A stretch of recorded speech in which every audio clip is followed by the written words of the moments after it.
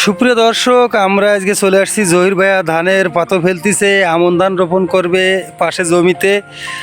তো আমরা বহুদিন ধরে আমাদের এই জহির ভাইয়ার মতো প্রকৃত যারা কৃষক, ধানের বীজ এবং সার কীটনাশক আসলে সরকার প্রচুর পরিমাণে প্রত্যেক বছর কৃষকদের দেয়, কিন্তু প্রকৃত কৃষকরা পায় না। আমার ইউটিউবে আমি অনেক ভিডিও ছেড়েছি, তো সেই ভিডিও ছাড়ার আলোকে একটা সময় আমাদের উপজেলা উপসহকারী কৃষি কর্মকর্তা লিমন সরকার দাদা আমাদের অভয়নগর উপজেলার দায়িত্বে, তার দাদাকে আমি জানাই যে দাদা, আমাদের প্রকৃত কৃষকরা আমন ধান এবং ফার্স্ট ব্লকের সময় ধান বীজ সার বতুর কি এগুলো কিছু পায় না। তো দাদা সেই তার আলোকে 7 জনকে 2026 সালে এই যে আমন ধান করার জন্য এই ধানগুলো দিছে সরকারি বতুর কি 5 কেজি ধান এবং 5 কেজি ড্যাপ সার এবং 5 কেজি পটাশ না।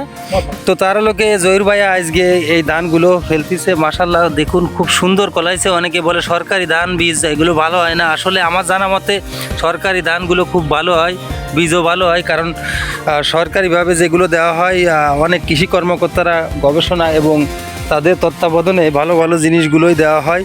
তবে অনেকে ইনসার্ট করে, কিন্তু না, আসলে সরকারি জিনিস ভালো হয় আমার জানা মতে।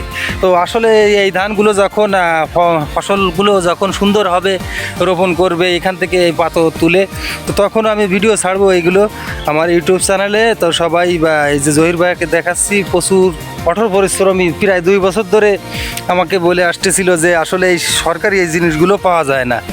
তো এইগুলো আসলে আত্মীয়করণ করে অনেক জায়গায় দিয়ে দেওয়া হতো, তো ইনশাল্লাহ আর হবে না। আমি চেষ্টা চালাইছি, আমার চেষ্টার কোনো ঘাটতি ছিল না। অনেক দিন ধরে আমি বিভিন্ন জায়গায় কথা বলতেছিলাম এই সরকারি জিনিসগুলো যাতে প্রকৃত কৃষকরা পায়। তো ইনশাল্লাহ এই 7 জন প্রথমে পাওয়া শুরু করছে, রবিউল ভাই, জাকির ভাই, তারপরে আইব ভাই, তারপরে রোস্তম মামা, তারপরে এই যে আসাদ জামাই। মোটামুটি আমাদের অভয়নগর যশোরের অভয়নগর থানা 8 নং সিদ্ধিবাসা ইউনিয়নে 2 নং 8 ঝুলগ্রামে প্রকৃত যারা কৃষক আছে তারা এখন পাবে, এখন থেকে ইনশাল্লাহ পাবে, যাই আসুক সরকারি। আর আমি চেষ্টা করব, পাশাপাশি সবাই চেষ্টা করতেছে যাতে ভালো কিছু করা সম্ভব হয়। আর এই সরকারি বতুরকিগুলো যাতে অরিজিনাল কৃষকরা পায়। আমাদের 8 নং সিদ্ধিবাসা ইউনিয়নের চেয়ারম্যান বড় ভাই শেখ আবুল কাসেমকেও আমার বলা আছে যে প্রকৃত কৃষকরা যেন এইগুলো পায়, কারণ সরকারি বহু জিনিস আসে যেগুলো আমাদের এই এলাকার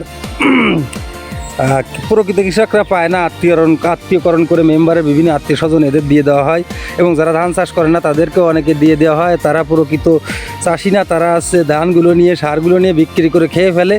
আর এই জহির ভাইয়ের মতো প্রকৃত কৃষকদের দিলে আসলে সরকারি জিনিসগুলো অরিজিনাল রোপণ হবে এবং বাংলাদেশে একটা সমৃদ্ধি হবে, এবং বাংলাদেশের উন্নয়নে কৃষকদের ভূমিকা 100% গুরুত্বপূর্ণ আমি মনে করি।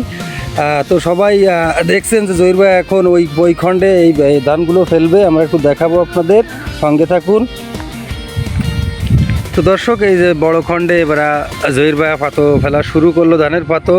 তো সবাই জহির ভাইয়ের জন্য দোয়া করবেন। একজন পরিশ্রমী কৃষক, প্রত্যেক বছর নিজস্ব জমি না থাকলেও ধানের জমি বর্গা বা লিজ বলেন সেইভাবে ধানগুলো চাষ করে। কঠোর পরিশ্রমী, পাশাপাশি সে বড় যে কাজ করে, মানে বড় যে পাশাপাশি এই ধান প্রত্যেক বছর ধান চাষ করে। তো এদের মতো কৃষকরা যদি সার বতুরকি কীটনাশক না পায়, তো আমি সাধারণত আমার কাছে খুব কষ্ট লাগে, যার কারণে চেষ্টা করতেছি। ইনশাল্লাহ সামনে আরও ভালো কিছু পাবে। কৃষি অফিসার লিমনদার সঙ্গেও অনেক কথা হয়েছে, দাদা বলেছে এরপর থেকে যা আসবে ইনশাল্লাহ প্রকৃত কৃষকরাই পাবে। আর প্রকৃত কৃষকরা পাইলেই জহির ভাইয়ের মতো লোক আগে পাবে, কারণ তার আর্থিক অবস্থা খারাপ, যার কারণে তাদের পাওয়া উচিত আমি মনে করি। চেষ্টা করছি, আর বাকিটা আপনারা আমার জন্য দোয়া করবেন যেন আমাদের এলাকায় যারা প্রকৃত কৃষক আছে তাদের জন্য কিছু করতে পারি। তো আজকে বিদায় নিচ্ছি। কমেন্ট বক্সে লিখবেন ভিডিওটি কেমন হলো। সবাই ভালো থাকুন, আল্লাহ হাফেজ।